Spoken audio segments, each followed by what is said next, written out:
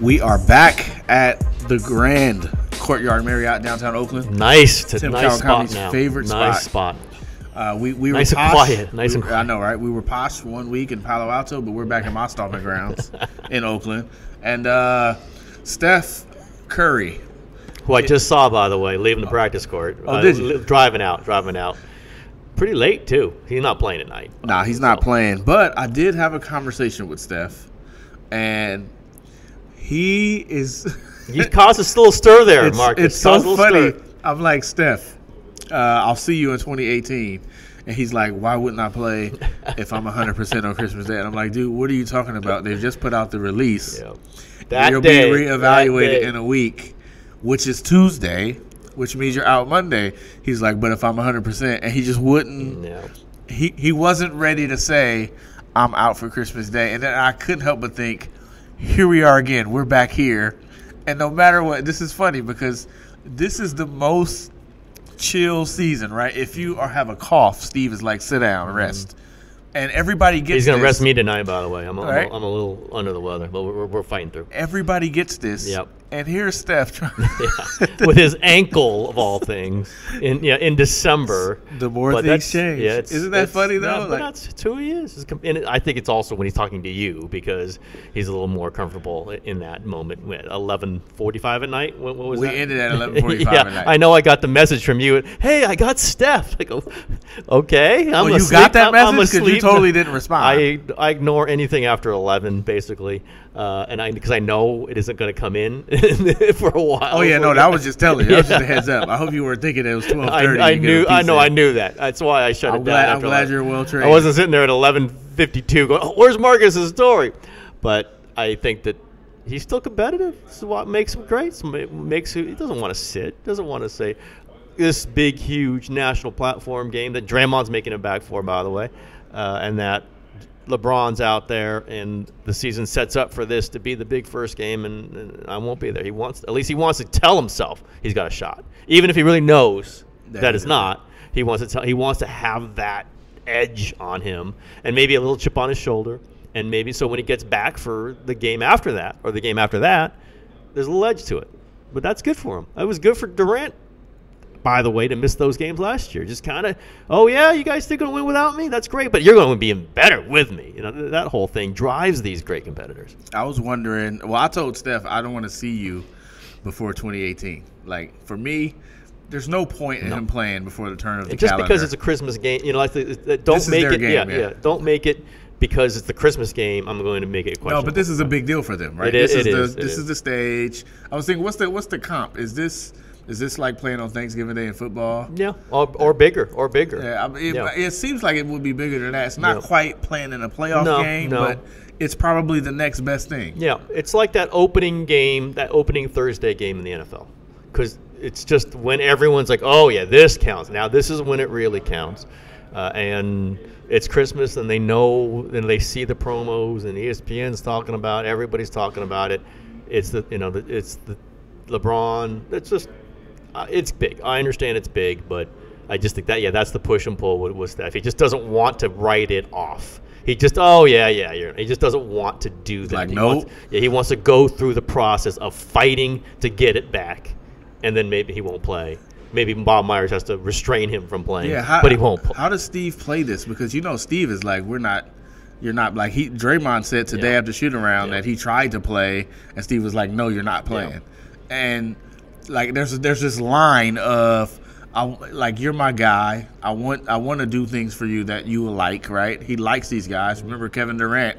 He's like, hey man, Kevin, you gonna sit out this space? He's like, nah, I can only sit 2 minutes. Yeah. So there's this. Or I'm playing the Oklahoma City game. Yeah, absolutely, right, no question. And like, I wonder how Steve plays this. Is he hard line with Steph Curry? Like, I will see you January 3rd in Dallas. Or is he like, yeah, I know you've been working hard, and I know you're dying to get back on the court. I'll give you this bone. No. I think this early in the season. It's so early, right? He just says the doctors say we'll reevaluate. We're going to reevaluate. It's easy for him to say that. This is not my decision. It's the doctor's decision. And also, if you think about it, if he lets this one go, then Steph's going to have his way on every single time for the rest of his career, which he might That's anyway. like you owe me from Portland. Yeah. I didn't get to play in Game 3. There's a whole lot of things going on. I mean, how many times have they been through this, Yeah, right? yeah. I mean, you wrote about him like, well, yeah, okay, I remember that one. I remember that one. I remember that one. Well, of course, Portland was the knee and all that other stuff. And he's It wasn't trying it, to you know. play. Remember Houston? And by the way, Marcus now writes every injury is an ankle injury. Every injury that injury. everybody has, I have to say, Hey. well, wait a minute. Derek Carr did not have an ankle injury. I'm going to have to change this now. It's like Draymond out with an ankle injury. Yeah, I know. He's got Steve Kerr ankle injury. Tim Kawakami's out with an ankle. So what are you doing here, Marcus? Is it like just Steph's injury isn't everybody's injury? Do you think there's anything to, they don't have a point guard. Mm-hmm. Livingston's been out. I guess he might come back. But there's a lot of load on Durant just to be a playmaker. Is there anything to, all right, we understand resting these guys, but it is extra on Kevin Durant. So we might want Steph back just to minimize Eventually, yeah, absolutely. There are tons. I mean, usage, we talk about all that. But I think Iguodala coming back will be a big lift to that. Yeah, and Draymond for sure. But Iguodala, just because he can play all the different spots that Durant plays, specifically defensively, and he can distribute. And I think we've seen Durant really have to turn it up. He's turned it up the whole time with Steph's out, but when Andre's been out and Steph's out, that's when Durant just has to go make a play, go make 5 plays a quarter by himself. So that's something that I think, a week or more is about the limit of this, and if that's when it's going to be. 2018 is Steph Curry's return. We've got Jason Lloyd, editor-in-chief of The Athletic Cleveland. He's also Cleveland Cavaliers beat writer, and Tim, he is in the club of authors with me. And is there any other authors? It's just me and Jason Lloyd. Somebody wrote a book on Oscar De La Hoya. Maybe. I don't know. I noticed how you stole the title of my book, by the way. In 1999. Yeah, right. Stole the title of my book. We got Jason Lloyd coming up on Warriors Plus Minus. Warriors, come out to play. Warriors, come out to play. All right, so we've got, first off, we have one of our comrades in the Athletic gang. What's up, editor-in-chief, Jason Lloyd? I almost said the other place you used to work for. You're so synonymous with that other place, but you're one of us now, man. Welcome to the podcast. I am. Thank you for having me. Actually, we're one of you now, right? You were on before us. That's true. right. That is Yeah, true. that's right. We were here first. We're here in March. How do you like it so far? I love it. I'm not just saying it. It's the best job I ever had. I absolutely love working here. I love the freedom we have. I love what they allow us to do. It's been great. And Jason was one of the people I turned to when I was considering this job. And so I could blame Jason if it all was bad, but I'm not going to blame it all because everything you said is true. And it's been fantastic, and I appreciate the help you gave me when I was thinking about this. So I tried to talk to Jason, but he blew me off. You remember that, Jason? I do remember that. I felt terrible about that because by the time I called you back, you'd already made a decision. I know, right? It was good. Look, the fact that you blew me off, I knew that you were busy, and I knew that meant you were doing great work, so we were good. I was like, yeah, he's too good to return calls. This job He's must be getting great. calls from LeBron. He's I know, getting right? calls from Tyronn Lue. No, that was all on me. That was one of my worst moments was not calling you back. I felt terrible about that, but you made the right decision. I already know how you are anyway. I know you're on top of it, so we were good. Marcus just said, okay, he's not calling me back. It's another $20,000 I want on my salary. That's all I did. Another That's 20, all I did, another Jay. So, look, are you excited about a 4th straight Christmas Day game between the Warriors and Cavaliers, or is it old? No, it's not old because I absolutely love the Bay Area, so I'm all for it. Like the Cleveland Beat guys were talking about it. We love the area. We love coming out. So we could keep this going as many years as they want because the Bay Area in June that's a good place to be. So we're not at all tired of this by any means. So you saying the weather is a little bit different? A little bit different in Cleveland than it is in San Francisco. Today it's actually warm. It's like 41 today. That's warm and rainy. So it was like cold last week. It was really cold. So a little bit warmer today. But But yeah, we're looking forward to getting out of here and going west for a few days next week. Well, where are the Cavs right now, kind of mentally? I look at their starting lineup is a little different, it's a little different like almost every night. Who do you expect them to start on Christmas? And like what are the matchups you're looking at? Is it Crowder on Durant? Is it what are we looking at that might be a little different about this Cavaliers team going into the Christmas game? Yeah, it is a different team. It's of course obviously no Kyrie first of all, and no Isaiah. Isaiah has been ruled out because of his hip, so they're going to go with Jose Calderon, which the former Warrior Jose Calderon. Oh, what can we call him a former Warrior? Like he was there for like 30 He's seconds. He's going to get the ring presentation. Yeah, Draymond going to give a speech and present him the ring.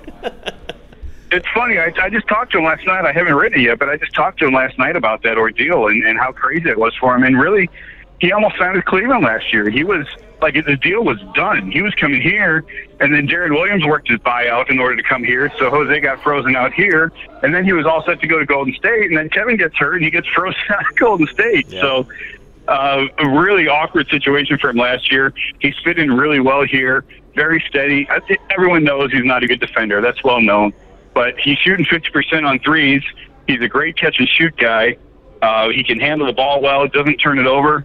So he's just steady. So that's a he's not a star. He's not going to win him any games, but he's not going to lose him any games. I would expect J.R. Smith is going to be back. J.R. missed last night with a sore knee.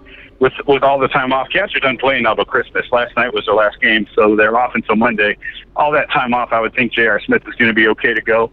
And then beyond that, it's going to be LeBron, Jay Crowder, and Kevin Love. And Jay's the piece that Jay Crowder's really struggling to fit in with what the Cavs are doing. And he was a guy who, when they made the trade for Kyrie, everyone looked at Jay and said, that's exactly what they need to play Golden State, because finally they've got a big physical wing, someone else to guard Kevin besides LeBron. Because you remember last year they had Richard Jefferson. Yep. Was the other guy who was begging Ty Lue, saying, put me on him. It's not fair to LeBron, everything that we're asking LeBron to do. Put me on, give me a couple minutes and give LeBron a blow, and don't make him guard him. Well, the Cavs have options this year, and that's what I think they're most excited about in the matchup against the Warriors, is they can throw LeBron on Kevin. They can run Jay Crowder at Kevin. They can run Jeff Green at Kevin. Jeff has been a really nice find for them. Ty Lue was really excited in Vegas in Summer League when they signed him. Ty had Jeff in Boston. He was an assistant. The two are really close. Ty recruited him to come here on a minimum deal. And, Jeff had the worst season of his career last year.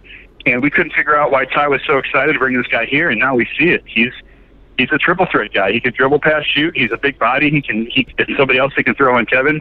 I think the Cavs are at their best. And again, I think this is more in line of what if we're talking about a final series rather than just a Christmas Day game. But I think the Cavs are at their best when they can put LeBron on Draymond and somebody else on Kevin.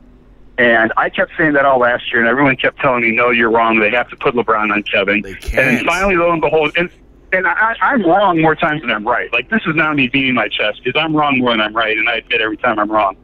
But this is an instance where LeBron is a better fit on Draymond. And to me, Draymond can hurt you in so many different ways. Kevin's going to score. He's going to get his, and he's going to score and score and score. But when Draymond is facilitating, that's where he's killing the Cavs. So I think they're at their best when they've got LeBron on Draymond and they've got somebody else to throw at Kevin.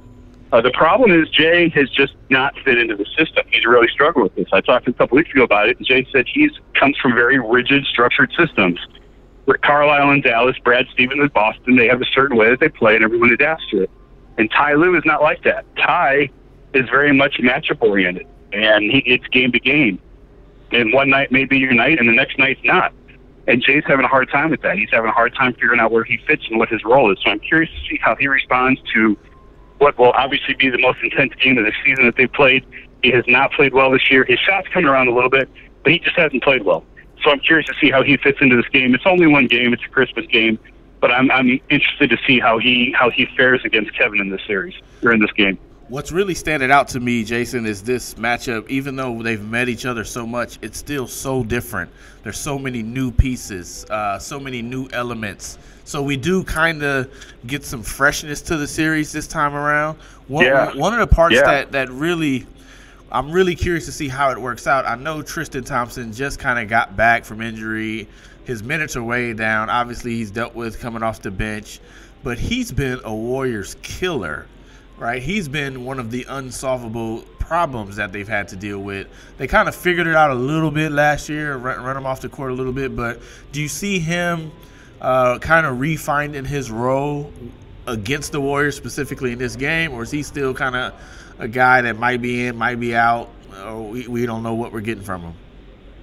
Yeah, I think it's that. I think he's still on some sort of minutes limit. It keeps going up gradually. He's starting to round back into shape. He's starting to get back into being the player that he was. But, calf injuries take a lot out of you.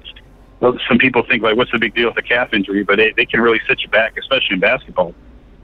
So he's still trying to get back to the level that he was. And, a couple of years ago, Tristan had said, this is well before Cavs Warriors became a thing. It was earlier in his career. And we were talking about guys that are tough matchups for him. And he said Zaza was the toughest matchup for him just because he's such a wide body, and it's hard for him to get around him. It's hard for him to move around him. And I think we saw that last year in that series. Because you're right. In the year the Cavs won the championship, Tristan was huge for them. And last year he was pretty much basically a non-factor. So I think with the Cavs, and again, it goes back to what I was just talking about a minute ago, the versatility that they have. If they want to go with a defensive lineup, they can go with Tristan at center. If they want to go with an offensive lineup, they can put Kevin at center. And I think Kevin is better at center than he is at forward for them in this series. I think that's a matchup that they'll take, because that's the big question every year is, what are we going to do with Draymond? And Kevin can't guard Draymond. So what do we do? Well, I think that this helps them out a little bit if they can put Kevin at center, and that may keep Tristan off the floor. But, the Cavs have just so many different combinations that they can go to now between Dwayne Wade and J.R. Smith and LeBron.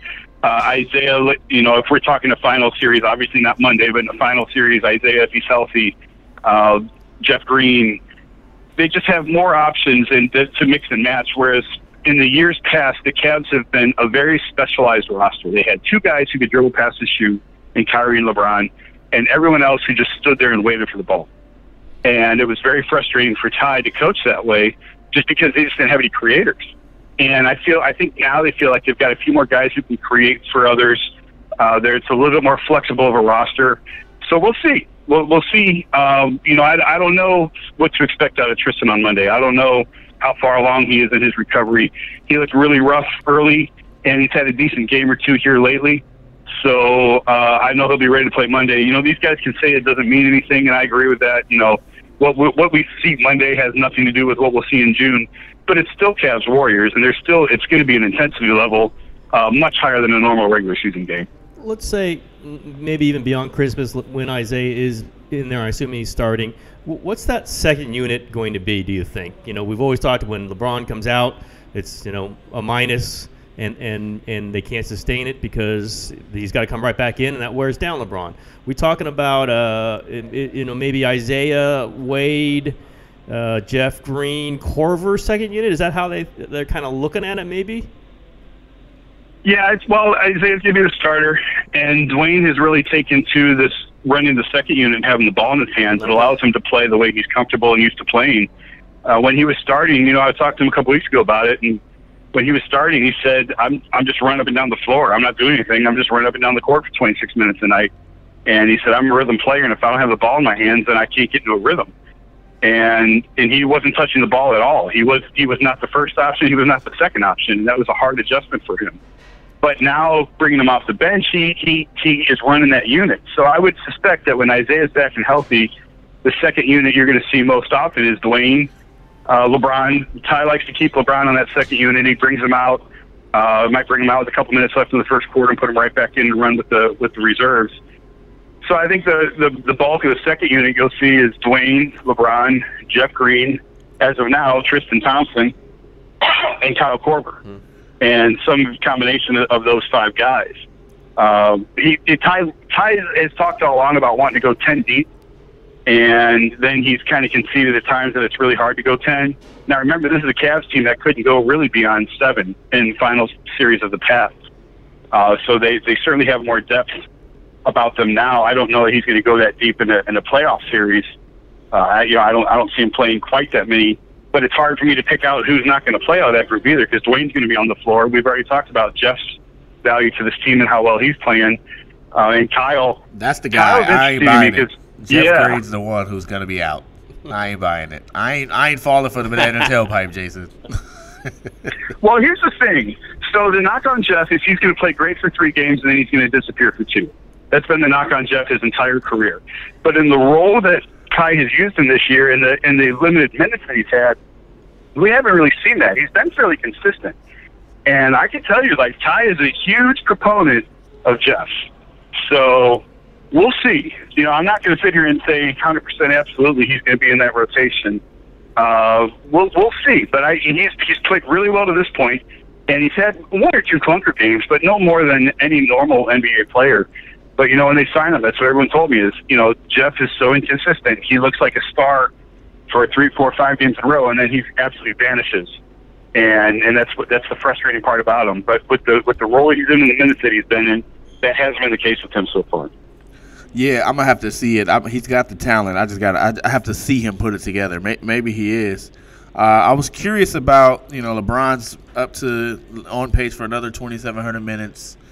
He's up. He's on the court all the time. It feels like. Is it less because he's such a shooter now? I mean, he's career high 3-point percentage, effective field goal percentage, true shooting percentage. Like, his shoot numbers are so high. Are these minutes lighter on him because he now is an outside shooter, so to speak? Yeah, he is shooting the 3-ball better, but he's still attacking. He's still attacking just as much as ever. He still lives in the paint. That's his game. He's not. He was talking about his frustrations recently about how he feels like the officials are trying to make him into a jump shooter because he doesn't get the calls inside. And he says, "I'm not a jump shooter. I'll never be a jump shooter." LeBron is. There is no explanation for the way he's playing other than he is just a freak of nature. Because a person at 33 years old, 15 years in the league, should not be performing the way that he's performing. And he says he feels great. And I talked to him about his routine, and he said he takes his wife to Napa at the end of August is her birthday, and they go to Napa every summer for her birthday to celebrate. And then when he comes home, he shifts into training mode, and he takes the entire month of September, and he does 3-a-days of just workouts the whole month of September. And his body is in unbelievable shape. And, you know, I thought he was starting to wear down a couple of years ago. His first year back in Cleveland, he was having back problems. He was having knee problems. He's getting stronger the older he gets. And it's hard to explain. It's very strange. It's something that we've never seen before. And, you know, I wrote the other day that LeBron loves to say Father Time's undefeated, but he's giving it one hell of a fight. Because sounds like a new chapter in the blueprint, huh? Yeah, right? Nobody should be able to perform at the level he's performing at the age he has, with the miles that he has on him. But he swears he feels great. The minutes thing, he gets tired of talking about it. He isn't. They don't ask a ton out of him defensively, and this team never practices, ever. I mean, they have 2 days off after the Warriors game. They go to Sacramento on the 27th, and then they have 2 days off before they play Utah on the 30th. And I told LeBron, we were in Atlanta, and I was joking with him. I said, you know, 29 teams in the league, if they had 2 off days, would at least fake a practice at some point. The Cavs are going to Napa for the day. They're getting on the bus after the Sacramento game, and they're busing into Napa. And they will be in Napa on the 28th, fly to Utah on the 29th. They never practice. The fact that they practice today and they're going to practice Sunday is rare. Like, I can't remember the last time that they had 2 practices in a row. It had to be the preseason. It had to be training camp of the preseason the last time that they practiced 2 days in a row. But it's just a quirk in the schedule. They had 4 days off between games, and the fact that it is the Warriors on Christmas Day, so they're going to take this one a little more seriously. But it's just, this team never practices. So that helps. The wear and tear that he doesn't have in practice. The shoot-arounds are very light. So really all this team does is they just show up and put their uniforms on and play games, and that's it. You know, the question you always got to bring up LeBron, I'm sure you've become tired of this years ago, but does this, the way he's performing at this stage in his career, maybe change the dynamics of what he might do in the offseason? I've looked at it saying, you know, why not just do another year in Cleveland and then take a look at it next, not this summer, but the summer after that? Do you think that's maybe more likely, the way he approaches it, because he's playing so well right now? He could. I have absolutely no idea what he's going to do. I've talked to him a lot about it over the course of the last week or so. We've had good discussions about it. And he's not really tipping his hand. Even off the record, he's not really tipping his hand one way or the other. I think he really does want to let this play out. I think he wants to see how this roster competes against Golden State. I felt like last year after Game 2, I felt like he knew they couldn't win that series. And I don't think he feels that now. I think I shouldn't say that. I don't know. Because this team isn't as good 1-2 as they were. I'd take Kyrie over a healthy Isaiah every day of the week. So I don't think this team is as good at the top as it was last year, but it's certainly deeper. So I think he wants to give this roster an opportunity to see what they can do together. I don't know how long Dwayne plans on staying in Cleveland. I don't get the impression it's going to be very long. This might be a one-year thing for him. The fact that Dwayne's a free agent, I think Dwayne's probably resolved himself to being a league minimum guy from here on out for the rest of his career. So, if he can hold out a year, if it really is important to him, I don't know how truly it is important to him to play with Dwayne and Carmelo and Chris. But if he does go back and sign for one more year and they can line up to where they all enter free agency at the same time, that may be something that he looks at. I've gone back and forth on it. There have been moments where I thought he was definitely leaving, and there's been moments where I felt like he was staying. He said on media day that he's staying. We can't really put anything into that. What else is he going to say? Of course he's going to say he's staying. So I don't know. I think a lot of it's going to have to do with how this team performs in June and how the season ends, and he'll reevaluate the field at that time. I think I could make a stronger case for him leaving if I could make a case of where he would go that would give him a better chance to win. And I have outside of, Houston, which has already been out there, I have a hard time seeing him go to Philadelphia. That doesn't make any sense to me. Obviously, if he stays in the East, he has an easier path to get to the finals and to keep his streak intact. Anywhere he goes in the West, that just doesn't make sense to me. To wrestle the Warriors, to have to get to the finals, he takes a lot of pride in the streak. That's on 7 years. If they do it again this year, it'd be 8 in a row. He takes pride in that streak, and I think he'd like to see that stay intact. So I'm not sure yet. I can't tell you in December where the best place is to keep that going. So I'm sure you've watched a lot of Warriors basketball so far. They haven't had 4 of their 5 starters for a while now, so it's probably not a good sense of how they're playing. But from what you've seen, do they look vulnerable at all? Do they look as dominant as you expected? This matchup that we're going to see on Monday, is there any drama to it at all, especially after the Warriors won in 5 last year? They look kind of bored to me. And I don't know, Dwayne said something interesting in training camp, and I think this applies to the Warriors. And Dwayne said that last year in Miami, we had no business going to the finals. Indiana should have beaten us, but we had the mental edge over them, and that's how we got back there. But he said, after 4 years together, you're tired of looking at each other. Your jokes aren't funny anymore, and it just got old. And I think we saw that in that team. Now, this Warriors team is different. I think that Miami team had different personalities, it had a different culture about it.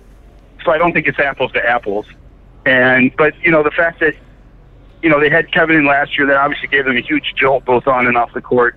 But once you win that ring, I've talked to guys, and you can say whatever you want about trying to do it again, but you lose a little bit of your edge once you win that ring. And the fact that they won it last year, I fully expect them to be back in the finals. I just think they've had a ton of injuries, first of all, no question about it. And I think they're probably a little bit bored with the process. Listen, I'm 2,000 miles away on the other side of the country. What do I know? But that's just what I see. I've seen some of that before with this Cavs team. And that's why it doesn't really, the whole 4 years together thing doesn't totally apply to the Cavs this time around, because half the roster is new. They've turned over so many new pieces. This isn't the same team that they've had together year in and year out, where, the Kevin addition was obviously huge last year, but for the most part, this feels like a roster that's been intact for this entire run. And it's hard to get up. When you've won 2 of the last 3 and you're the best team in the league, it's hard to get up, I would have to imagine, for a January game in Milwaukee or a home game against the Kings or whatever the case may be. I think they're probably battling a little bit of boredom. Maybe the entire month of January sometimes for these guys. Yeah. Hey, listen, last season was all about the motivation for Kevin Durant. This year, they got to win one for Nick Young. That's what's driving them. Swaggy get P, the ring the for Swaggy Nick P Young. title. I'm sorry. That's awesome. All right. So by the way, as a fellow author, of an epic, Yes, sir. epic bestseller, I'm kind of including Tim here. Maybe fake. How has life changed since the blueprint dropped? It hasn't really. It really This is the part hasn't. where you say, "Man, I was at the Playboy Mansion," and man, I'm too old for that junk. It was enjoyable to do it. Obviously, I grew up in Cleveland. I know the area well. I know what the fans have been through here. So to be able to deliver that story, I'm the only person who covered the Cavs from the day LeBron left until the day he came back. So I had the whole story, and I'm the only person that had the entire story of what they went through in the 4 years LeBron was in Miami. And that was really just the book is the 4 years LeBron was in Miami and everything that was going on in Cleveland to try and position themselves to get him back. So it was a lot of fun to write. It was not a lot of fun to write while traveling to 41 road games a year. So finding time to write it, as I'm sure you know, was incredibly difficult. There was a couple all-nighters. There was a lot of hotel writing on the road. way more difficult than that, you knew, right? Like no way you like when you're planning, it's like, yeah, I can do this, and then you got to do it. It's like, what the hell did I do? Oh my God, yeah. Like I had to skip All-Star Weekend last year in New Orleans. I was still at the Akron Beacon Journal at the time, and we sent my backup because had I not taken that week off to write, the book may still not be done. So I needed that week to lock the door, clear the room, and just pound it all out. And that's how I finished it. Was over All-Star Weekend. It was really when I finished all the way the chapters except for the epilogue. But it was great. It was a great process. Enjoyed it. Not sure I want to do it again, but to do it once and cross off the bucket list was a lot of fun. All right, listen. From one editor-in-chief to the Athletic to another, just got to say, love the stuff Cleveland's doing. Great to have you on. Thank you for your wisdom in telling me this was a pretty good place, and I think we all feel that. Each city gets stronger and stronger and makes us all stronger, and I think we're growing a little bit too. My understanding is we're growing a little bit. We're doing all right, huh, Jason? Yeah. People sign up every now and then. We're doing okay. You guys are killing it in the Bay. I keep an eye on everything you guys are doing out there. Love what you guys are doing. We're finally hitting our stride. We had a huge series this week on the Browns. Kind of a deep dive on that why story they were was so good. Yeah, man, dysfunctional. that owner, man. Wow. That was pretty powerful. Pretty powerful stuff. Yeah. We took about 6 weeks. We put one of our best reporters on it, and he just went to town. And it turned out really, really well. We're really happy with it, and hopefully we can do more like it in the future. Well, thanks for coming on, man. We appreciate it, and enjoy the Bay until you have to go back to 4 degrees. Are you going to go to Napa? Are you going to be driving around Napa with LeBron? He's an editor-in-chief. Oh, we're going to Napa. You better believe it. He's an editor-in-chief. McMenamin and I are getting in the car. We're driving from Sacramento to Napa after the game on the 27th. We'll be there. Of course you will be. That's what EICs do. Yep. Thanks a lot, man. Yep. We appreciate it. All right, Jason, thanks. All right, I'll see you guys on Monday. I know you think it was hilarious that they're dependent on Jeff Green. Yeah, you notice I stayed silent for that when I laid out. I want to respect Ty, who I covered, by the way, when he was with the Lakers. But please, I was going to be rude and just say, the Warriors love this conversation. Play Jeff Green more. They might let Jeff Green have a good game on Monday just to make sure that he plays against them in the playoffs, because that's not a player who's going to hurt the Warriors. Although KD likes him. You just solidified the Jeff Green revenge yeah, series in the finals. 36. You just nailed it. Game 3, he's going for 42. He's going to go off in the finals now. I'll remember this moment, Warriors Plus Minus listeners. This was the day the Warriors lost the finals to Jeff Green. One thing I do want people to realize is the players that I'm the first one to say are not good players, and I get all this anger. When have I ever been wrong? Just go back through at least these players. When have I ever been wrong? I was one of the first people to say Jeff Green is terrible. And what happened?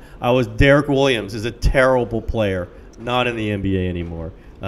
Terrence Jones, terrible player. Now people are pumping up in Santa Cruz. Man. He is not be on the roster pretty soon. He will not be on this roster. If he is, they're in serious trouble. I don't get these. When I say they're terrible, sometimes when I say they're great, maybe or maybe not. When I say they're terrible, I'm never wrong.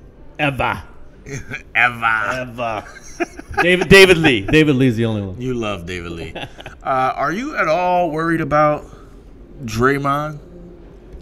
his shoulder. Yeah, You've been forecasting the body issue. Yeah. Like, at some point it'll He's start gonna declining. wait. Yeah, I mean, I just think what they're doing here is they want to make sure that he's playing 60 to 65 games, and they're enforcing it. If you've got a little bit, I think he could have played the last few games, but they're just saying if you've got a little thing, you are not playing because you've played 100 games a year for 3 straight years. You played Plus in the Olympics. yeah. And we know, and he's 6'6", maybe playing 7-footers down the stretch, and he's all over the floor. And we know the intensity level that he brings. I just think they're saying no matter what, we're going to make sure you're sitting a couple weeks a year, a month a year, just to maintain that you're not on the edge here, and so you're not available for rounds 2 and 3 of the NBA playoffs. I just think this is, and again, and yeah, is he the guy that maybe they're looking at most for this? Yes. And is he a guy when he gets to 32, 33, you're going to really wonder, and maybe even when he gets to 30? Yes. But for this season, for this moment, I think it's mostly maintenance, where they're going out of their way to make sure that he's feeling fresh heading into March and April and May. I think this is part of Draymond kind of recognizing that there's another contract coming. Mm-hmm. So I remember talking to Draymond one time, and he was telling me they're trying to make me sit out. They're trying to make me rest. This is like a couple years ago. He's like, they think I'm resting. It was like Lakers, and then it was Denver. It's like they want me to rest those 2 games. And he played the Lakers game. He was like, I told you, I'm not sitting out. I don't know why they think that I'm going to sit out. And then he ended up sitting out the Denver game. I think Bob Myers just stepped in and was like, you're out. But he's like fighting with them about not resting. And I think now he's like, yeah, this is like I'm trying to extend this thing. I have another contract coming up. I'm going along with the program. And he's not 23, 24 yeah, he's not anymore. Yeah, now that's a big deal. He's got kids. Yeah, absolutely. So now it's like hearing him talk today and kind of say, I tried to play, but hey, this is a program. It is what it is. And he told me he's okay. Like, it's not a big deal. Yeah. He said it's not anything to worry about. But I think he sees, all right, it's time to get on the body tip. In 2 years, I'm going to be 29, approaching 30. He's going to want a huge deal. Most important, like, if he wants to stay here, he's going to have to show, like, he can be the Draymond beyond this contract here. And I think for me, it feels like Draymond is saying, all right, I'm with this program because this is how I'm going to last longer. Absolutely. And the longer I play, the more money I can get, right? Absolutely. And so, and the more years he can play with this group. Absolutely, with this group. If it falls off the cliff for him, and there were games where you didn't look real good for him, and he's not shooting the ball. If he can't score, they may not only like give him a ton of money, they might start looking for another player in 3 years. Because they've got, we know Joe Lickabon, all he's talking about is, we're always looking for improvement. We're always looking for different players. We're always looking for getting younger. So I just think it's a level of play. Maintain a level of play. Be the same Draymond in the playoffs. And I think he gets that too. And he gets that. They love him. They love him. He's done so much for them. If his level of play falls off in the playoffs, they're going to start looking for other players. I wonder how that can work. I mean, can you really get rid of Draymond? Yeah, well, I mean, again, it's 3 years. Green. It's 3 years from now. So they're like, dude, we can't make this hard decision, so I need you to be balling. Yeah, exactly. Right? That's a big if Steph's like going, you're signing this guy? Yeah, right. All the stuff that we just said might go out the window. But if you're Draymond, you don't want to set up the question. You don't want to eliminate it now. They're like going, well, you know what? I mean, if they've got to make some hard decisions, they've made hard decisions before. Now, Harrison Barnes and Andrew Bogut are not the same as Draymond Green, but they have made some decisions in the past. This is not an organization that sit there going to say, we're just going to re-sign everybody. Aubrey Huff, here's another 3-year deal. Marco Scudero, here's a 3-year deal. That's another organization. That's not this one. Scudero. I don't know. The name popped in my head for some reason. But him not playing the Kobe game, that's where I was like, either A, although he's he really showed hurt. Up he showed up. Of course, he was there in a double-breasted nice, suit. Looking nice. Like, look at CEO Draymond. Exactly. But he loves Kobe. Yep. Loves Kobe. I thought him not playing that game, he was either more hurt, like it was serious, or he's really buying into the rest program. Yeah. Because there's no way he doesn't play that game. With everybody, all those people there, you know he wanted to play it, and he loves Kobe. He wanted nothing more than to hit back-to-back threes and turn around and talk to Kobe. And hug him. Yep, that's he wanted that. He ended up hugging. But you know what? He's playing Christmas, though. So right. he wasn't going to miss that one. Yeah, I'm not missing both of these games, right? Give me one, Christmas or the other one. It's a maturity, too. It's a maturity. I just think that – also, I think Draymond's big enough in the game, and he knows he's big enough in the game that you can miss a moment like that. Now, he still was there. Camera still got him. But it's not like, oh, I forgot that Draymond Green's in the league. People know that Draymond Green's in the league. Him being really good in the playoffs is only going to underline that more. So it's a long game, and it's harder for players that competitive to play it. But like we talked with Steph, they want to be with this team and be good with this team for as long as possible. They all, Lacob wants to maximize this. Myers wants to maximize this. Kerr wants to maximize this. But Curry and Durant and all these guys want to maximize because this is a special moment in time. And you don't want to do anything that trips it up or cuts short your time with this, because this is never going to be repeated in their careers anywhere else. This may never be repeated in Bay Area sports. So don't screw it up. And I think a lot of them feel that responsibility. I mean, you've been doing these Christmas Day, the big ones, for a long time. What was your Christmas Day? Did you grow up watching Christmas Day? Not really. I didn't really. I mean, until I started covering the Lakers, I didn't because that's when it kind of didn't. It feel like that's when it became next level. Yeah, thing? There's all this conversation about the old Celtics playing them. I just don't remember that. I do remember Knicks Bulls Christmas Day. I remember Trent Tucker. Remember the Trent Tucker game? It was like a crazy. They came up with the 3-second rule. I think because he had the. I think that was a Christmas Day game. It wasn't Kobe Shaq. Yeah, right. It wasn't like, oh, we know this game's coming. It just didn't feel like that. So when I started covering the Lakers in '99. It just was Shaq, and there's always this thing that Shaq didn't want to play on Christmas, or it just was one of those. That's where it became part of what I knew the sports world was shaped by. But before that, I knew the Bulls would play on Christmas with Jordan. I mean, you knew it, but it wasn't that big a deal. But as the NBA's gotten bigger and the personalities have become more important, now it's the launching point for the NBA. It's when everyone knows the NBA starts to mean something, and the NBA's smartly, as the NBA is smartly played that up, and now. It's the game. It's the moment. These games are what everybody says. Oh, well, you got to watch these games. That didn't used to be like that. It was that when Shaq was in Miami, and it was Lakers, Miami, and it was the Kobe Shaq thing, and then it became must-see TV. Yep. I mean, we used to watch. We watch the games and then go play hoop on Christmas, because that's how we do it in California on Christmas. We go play basketball outside. We go play basketball outside on Christmas.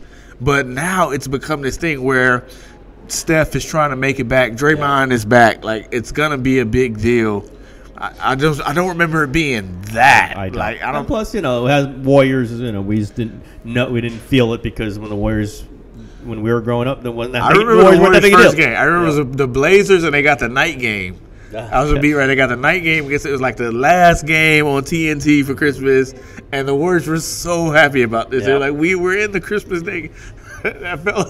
It wasn't that long ago, but it feels like an entire era ago. It is like 2 eras ago. I know Mark Jackson was called like 2013, maybe 20. Is that what it was? I don't even remember that. Yeah, it was a big deal though. They got the game. It was the last game of the night. Warriors. It might have even been Clippers.